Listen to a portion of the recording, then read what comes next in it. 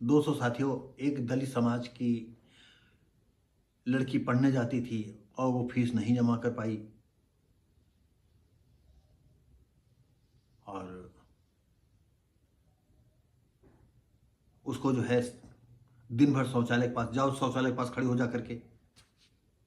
और ये मामला है गुजरात का, अर्थात मोदी और शाह के प्रदेश का।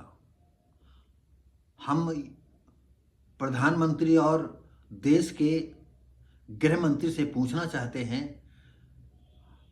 ये जो डंका बजा रहे हो तो इस डंके की चपेट में आदिवासी ही तो आ रहा है, दलित ही तो आ रहा है, जीते जी मर रहा है।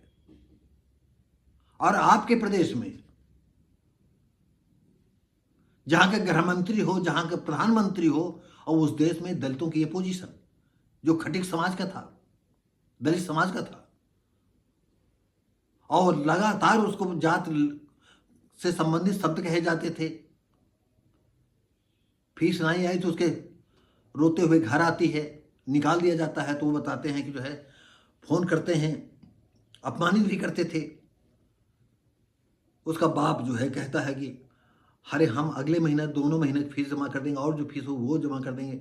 अरे बहन जी या मैडम या सर, अभी जो है पैसा जमा नहीं हो पाया, इकट्ठा नहीं हो पाया, हम कहाँ से दें, हम अगले महीने दे देंगे। लेकिन नहीं माने वो, और प्रताड़ना चालू रही, निकाल दिया गया। लड़की इतनी क्षुब्ध हो गई कि उसके समझ में नहीं आ रहा था क्या है। अगर आज पैसा भी जमा कर दिया जाएगा तो हमको प्रताड़ना से नहीं बच पाएंगे।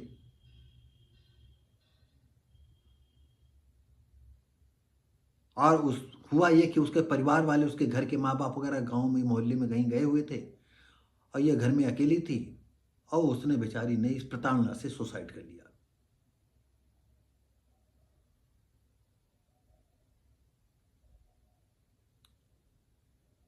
और ये हर्ष तब तक होता रहेगा जब तक दलित समाज या शूद्र समाज एक नहीं होंगे। अब जैसे अखिलेश यादव जो है कुंभ की बुराई करेंगे और तमाम लोग कुंभ की बुराई करेंगे, वहीं डुबकी लगाएंगे। क्या मतलब तुम्हारा, गुड़ खाओ गुलगुलन मेघ, क्या मतलब तुम्हारा ये कहने का? तुम अपने क्या साबित करना चाहते हो? यानी तुम इन चीजों की बुराई करोगे और एक वर्ग विशेष के धर्म के उनके जो है घुटने टेकोगे, उनका साष्टांग करोगे, उनकी बातों का उन्हें विनय करोगे, क्या मतलब है तुम्हारा?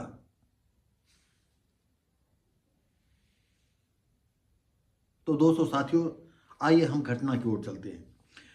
फीस के स्कूल ने दी सजा, फीस के लिए स्कूल ने दी सजा। 8वीं कक्षा की छात्र जो 14 वर्ष की थी, उसने खुदकुशी कर ली। परीक्षा में बैठने नहीं दिया, 2 दिन तक शौचालय के पास खड़ा रखा। गुजरात सूरत के गोडाधरा इलाके में रहने वाली 8वीं की 14 वर्षीय की लड़की कहानी है ये, यानी घटना। आज हमारे बीच में वो लड़की नहीं है। एक सोसाइटी की रहने वाली 8वीं की 14 वर्षीय छात्रा के पिता राजू खटिक ने बेटी की भावना को मकर संक्रांति से पहले परीक्षा में बैठने नहीं दिया गया। घर आकर रोई, पूछने पर पता चला कि हम फीस नहीं जमा किए इसलिए हमें निकाल दिया गया है। राजू ने स्कूल को फोन किया, कहा हम अगले महीने दे देंगे, लेकिन स्कूल वाले नहीं माने। लगातार प्रताड़ना से तंग आकर के, जात सूचक शब्दों से तंग आकर के, फीस न देना अलग बात है, अपमानित करना, रोज रोज अपमानित करना, सहेलियां, स्कूल टीचर सब प्रताड़ित करते रहे। और उसने फिर बीते सोमवार को परिवार रिश्तेदारों के यहाँ चला गया, और जब उस शाम को परिवार वाले आते हैं तो देखा कि बिटिया जो भावना नाम थी वो फंदे से झूल रही है। हम जानते हैं दलित का दर्द एक कौन जानता है। मैं भी शेड्यूल कास्ट का आदमी हूं, मैं भी अनुसूचित जाति का आदमी हूं, मैं इस दर्द को अच्छी तरह भली बात जानता हूं। अरे आपको बता दें, ये कम से कम 60 साल पहले की बात है। एक जमींदार के परिवार का टीचर हमारे गांव का श्री राम पंडित आज हमारे बीच में नहीं है, वो मर गए हैं अभी। वो कहते थे कि अगर ये पासी का बच्चा पड़ जाए, हमको नहीं दूसरे पासी को, हमारे गांव से एक गढ़ी एक गांव पड़ता है, एक बुद्धा पासी थे, उनका लड़का पड़ता था रामशंकर। वो उसको नहीं याद होगा, मुझे याद है क्योंकि हमने डायरी में नोट कर रखा था। हम जानते हैं वो डायरी वारी आज सब चली गई इधर उधर। उन्होंने कहा था अगर ये पढ़ गई हैं तो हमारे करकट गोबर को उठाई। और उन्हीं के घर में उनके भाई का एक साला रहता था, तो वो कहता था कि अगर एक कोरी, गजानंद कोरी, वो मेरे गांव का था, उन्होंने कहा था कि अगर ये चमार पासी पड़ गई हैं तो बमनन ठाकुरन का गोबर को उठाई। और श्री राम पंडित का कहना ये था, तिवारी का, कि अगर ये पड़ जाए तो हमारे करकट गोबर को उठाई। क्योंकि वो जो मास्टर आता था वो ककराली का रहने वाला था और उसी जमींदार परिवार में रहता था। जमींदार नहीं था, मंदिर नाम जमीन लगी थी उनको, जमींदार जमींदार सब कहा करते थे। यानी वो ऐसी नहीं कि हमारा उसके यहाँ कोई करकट गोबर करने वाला हो तो कहता ठाकुरन बमन करकट गोबर को उठाई, वो भी कहा था हमारे करकट गोबर को उठाई। ये मेरी आंखों सामने की घटना है, दोनों घटनाएं।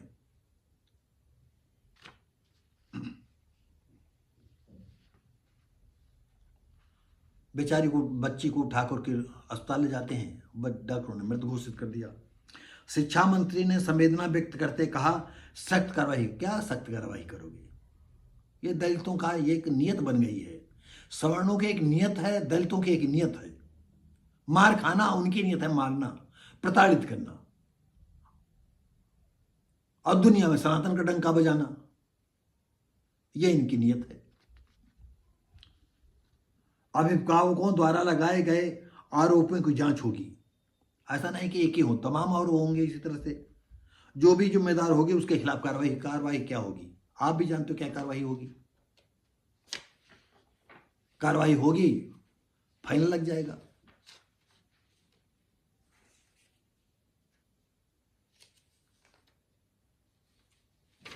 तो दोस्तों साथियों, ये वीडियो कैसा लगा?